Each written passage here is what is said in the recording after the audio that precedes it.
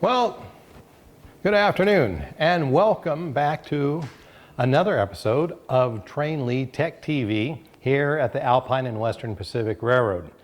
Today we're going to be making a pretty simple little junction utility box that you would normally see along the side of your railroad tracks that would perhaps in real life house signaling information and telecommunications and so forth. We use them fairly often to house the DCC control units for any of the reverse loops or the wiring junction boxes for our lights in the stations or things like that. And it's pretty easy to make. So we'll put this together. It's another warm day in the workshop. Yes, it's about 90 degrees right now. And it's also very smoky. We have a huge fire going on just north of town, and I've had fire tornadoes and all that. And so we're getting smoke coming in and out while we're down here working. But hopefully we can get through that. And this should be a fun little project, pretty simple, straightforward. And these are basically all the materials that we should be able to need. I always start off with a little concrete cinder block. That makes a great foundation. The units sit on top of a concrete pad foundation, so this matches up perfectly. It provides a great solid structure for it to sit on, and it really holds it in place while it's out on the railroad with this extra weight and the dirt around it, and it looks nice. So it's not only looks good, but it provides a function as well as anchoring it and keeping it in a stable location. This one is 8 by about 5.5, a little 8 by 6 concrete pad. We'll get to that later on. So let's talk, we'll also have lights on this little unit. We get these from Bridgemasters. We love these. This is a little gooseneck incandescent grain of wheat, grain of rice light bulb. And we'll put that on there. And then we get these from Evan Designs. And we use this as a blue LED, and you hook it up. And this one will work off of anywhere from 7 to 24 volts on AC, DC, and DCC. So very versatile. And we'll go in a little bit more detail later on these lamps. The tools that we're going to need, pretty straightforward. This little wrench to open up our adhesives, a little clipper, and a sander with some, I think we got a 60 or 80 grit, coarse grit sandpaper, and then one of these masks. We really like these masks, and because they're reusable and you can pull this out, very comfortable, and they last a long time. Speaking of which, I think that it's time for another fashion segment on Trainli Tec TV Fashion.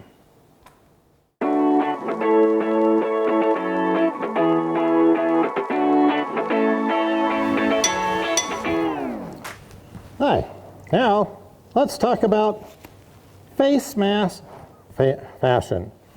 Now we can go ahead with these big industrial types, but really not needed for sanding and pretty uncomfortable and not very stylish. So a lot of people go ahead and opt for your standard little disposable mask here. Goes on, pinch it, and that works pretty good. But you know, it still doesn't make a statement when you're here working in your shop and sanding and grinding away and so forth. And so what we like, if you want to add a little pizzazz to your face masks, are these RZ masks. And they come in lots of different colors. What's nice is that they are reusable. You can take this out, exchange, put a new filter in. They're washable, and they come in lots of different colors and sizes. They strap on. They're very comfortable, way more comfortable than these other masks. They have different types of filters depending on the environment that you're working in. And they're quite comfortable. And they come in lots of designs also. Here's another one.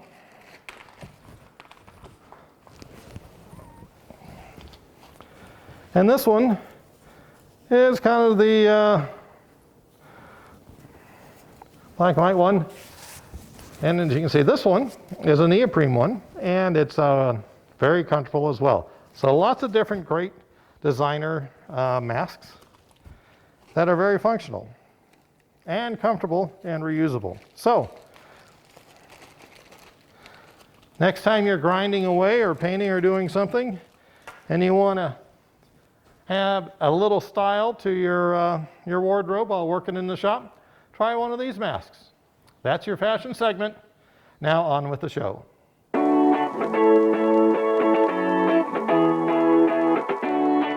Okay, so we got our face mask, we got our pieces, our sander, and our glue.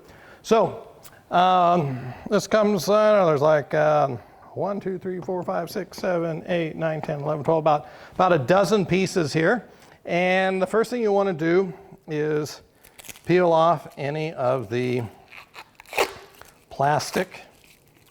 When these are cut with the water jet, there's a very slight angle to them. So in some cases, you may need to sand the tabs in order for them to fit, or just flip them over. So let's go ahead and we'll put a piece in here. I'll flip it over because that's a little bit tight. You see that just slides in nicely on this side. So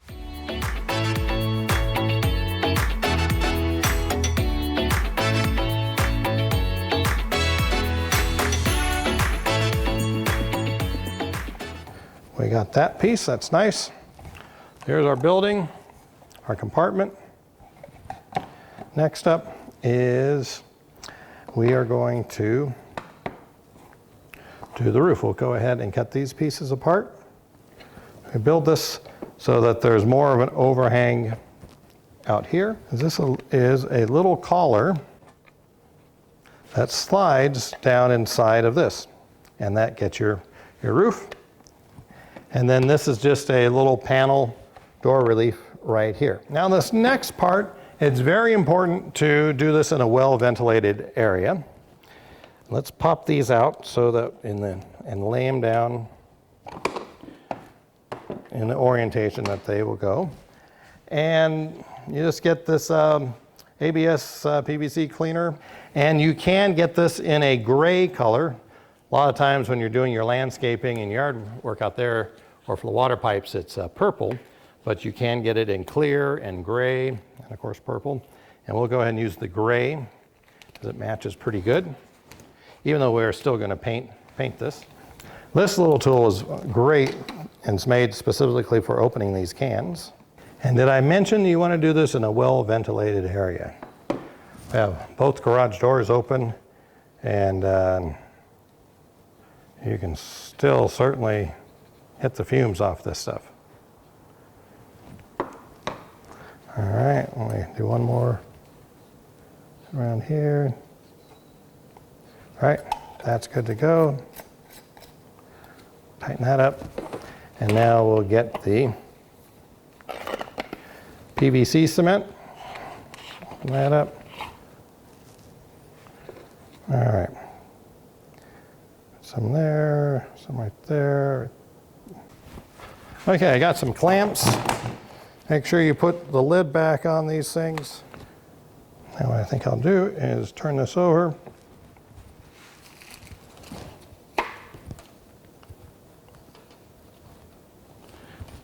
And put that on there just to, whew, boy, gotta get this thing tight in here. Wow, boy, that stuff's potent. Whew, I can give you a pretty good buzz working in the shop here. Well, I guess I picked the wrong day to quit sniffing PVC cement. All right, we're gonna let that set for 10, 15 minutes, and then we'll come back and do the next step. So we'll go ahead, we'll do this one first. 1, 2,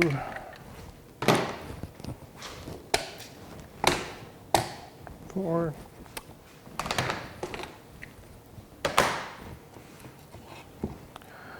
All right, That looks pretty darn good. Take this, and this one looks pretty good as well. So now what I want to do is we'll sand these a little bit.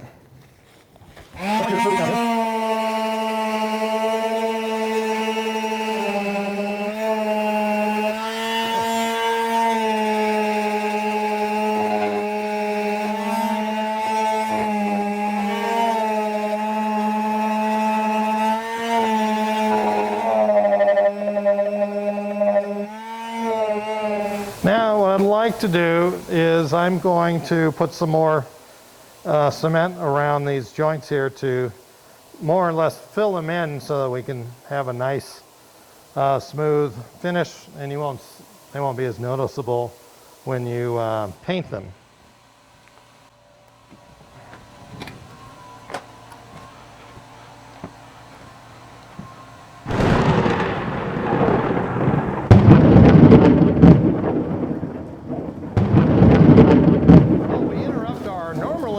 Broadcast schedule for a impromptu hailstorm, thunderstorm, cloudburst. This just boom happened over the last minute or two. It came rumbling on through, so we had to pull the cars in and kind of shut down the studio. We might change to a different camera angle or whatever, but woohoo, it's raining and snowing. Gotta love the weather here and love it. And we're getting some good rain, which we need, and hopefully it will help with those fires that are north of here. Anyway, when we can get back to filming again, we'll start back up and finish up these little utility boxes. Talk to you soon. Well, welcome back. We certainly had a bit of a cloudburst with a bunch of rain, thunder, lightning, and hail. Had to move the cars back into the garage, so it's a little bit cramped in here for filming, but we'll finish this up. And still a light drizzle outside. So, but the good news is this stuff is set up nicely. So put our mask back on. And just smooth up these edges.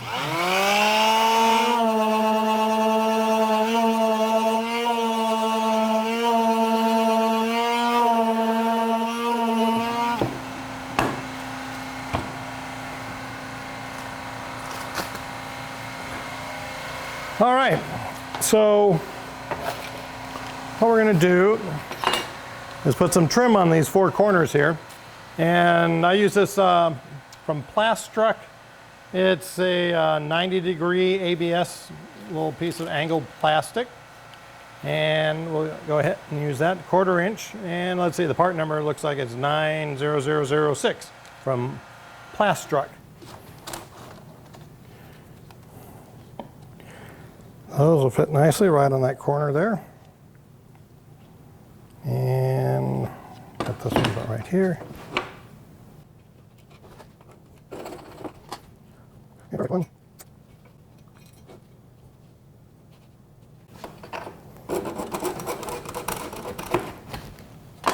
Two. All right, we got our little trim pieces there. And we'll bring back our cement. We'll clean these corners.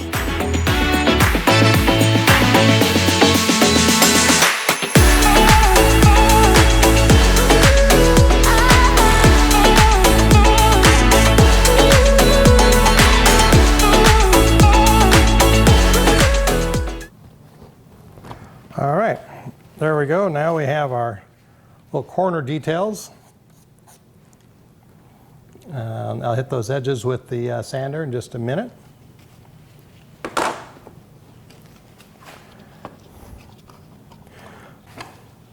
Now what we want to do is put on the door detail, and all it is really two pieces that we'll glue on right like that.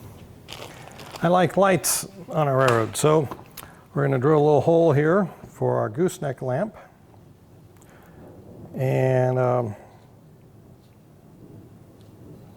probably put it right below the door height, because you got to remember we have this little collar that slides down.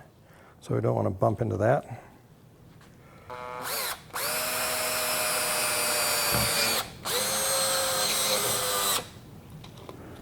Got that there. Let's make sure that our little lamp will slide in there.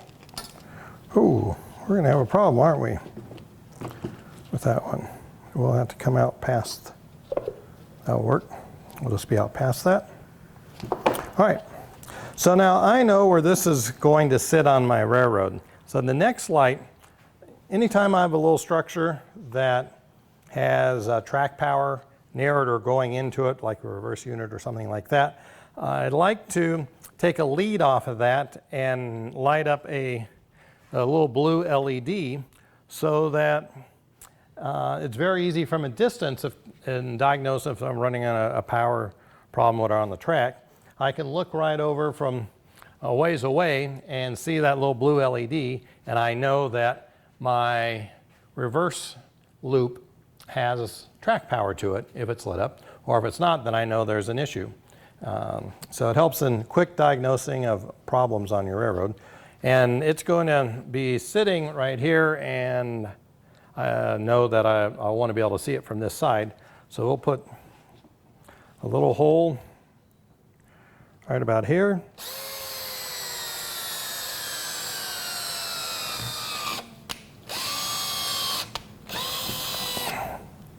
And I think we just got our last hole out of this battery. That's okay. So our LED, blue LED here, and our little gooseneck lamp right there. Okay, we got our paint, a metallic silver, and this looks like we're all good. Go paint it. So we'll be right back. All right. Well, we painted this. It's dried. Stuff dries pretty quick. And if you notice with the paint job, it has kind of a beat up textured look on this.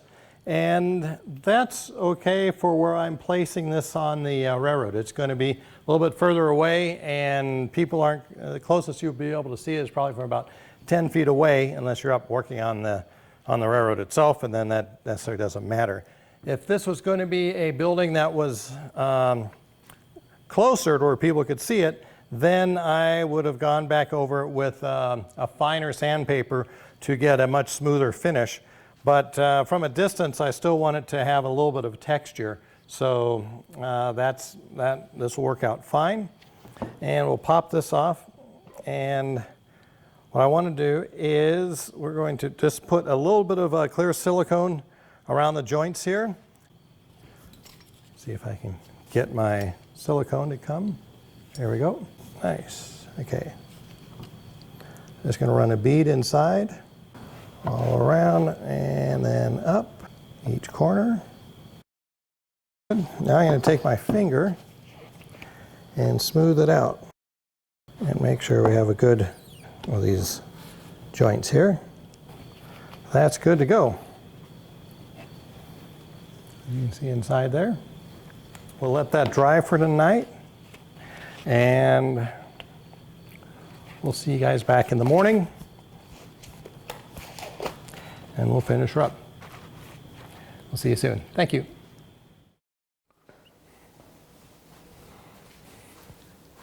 Well, good morning, and welcome back. And we got this all set up, and the last couple hours, and I filled this with water. This is completely full of water. We don't have any leaks anywhere. So that means we have a pretty good seal of all the joints to make this a pretty weather resistant little structure here out in the building to house our electronics. So I'm just going to pour this water out. Now the next step is we need to drill some holes through here so that we can run the wires up, and we'll attach this on. We're going to paint this base as well and put on some little detail signs. So let's see, we'll start off with this, and I just kind of want to make sure that that fits pretty good. I think I'm going to mount it upside down, the brick there. That gives me a little bit better surface. Nice, that works there. That's gonna do well. So I have 3 sets of wires coming into this box. I'm gonna have the track power coming in, 2 leads from the track power, 2 leads going out to the reverse loop, and then 1 more set of wires coming in for the city power. And that's we refer to as the city power as the low voltage wiring that supplies power to all of the lights out on the track, all the buildings. So for the city power, I'm going to use a smaller bit here. Take that, and I'm just going to drill straight in here. Perfect. That's all I need for that one. Take this off. And now we'll drill 2 more holes.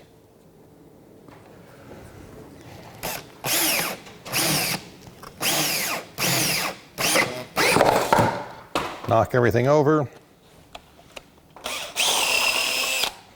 Get 1 more on this side.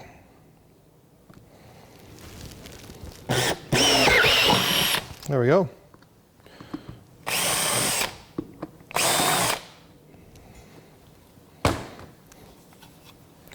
We're all set. Now, it's kind of where position this kind of centered on that brick. Take my Sharpie, mark my 3 holes here.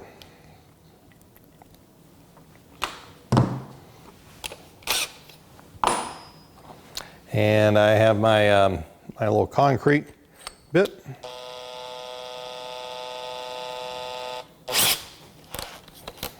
Got that. All right, I'll be right back. I'm gonna go outside, drill these 3 holes, and we'll be right back. Okay, the next thing we want to do is, now that we got our holes drilled in this in our brick, line it up here. That looks good.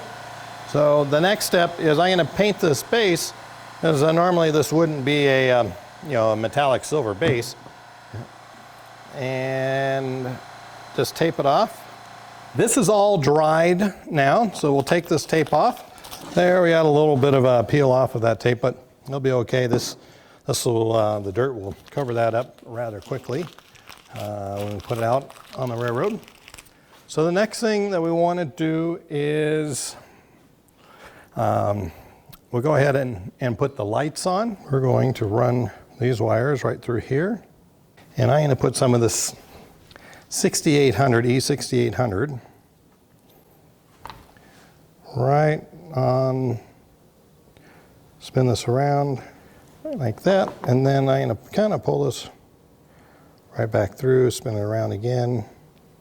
A tiny bit of, make sure that we'll clear everything, looks like it.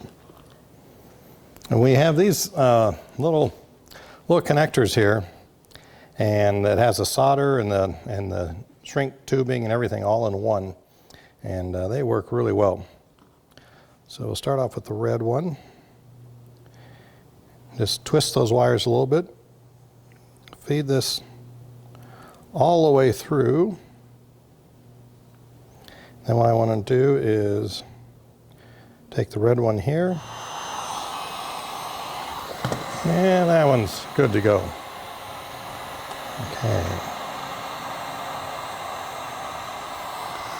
And use my little glue gun now, see if I can get a... So it's also a good idea, once we got the wiring done, is to test them before you get all hooked up on the railroad and find out there's a problem. And it has that little converter, so it doesn't matter the line between 7 and 24 volts and AC or DC or DCC. It's happy, and we'll turn this on. Ta-da! We have a blue light. The other thing that's kind of cool about this little setup is eventually these burn out or whatever, and you need to fix them. So we have little little plugs that are built in. So you can unplug it and swap it out and put another one in. We have light here as well. So all that's good to go. And let's put some signage on. I want to put this, because this is the name of the station. So I'm going to take you. Maybe we'll put a danger high voltage on the front here.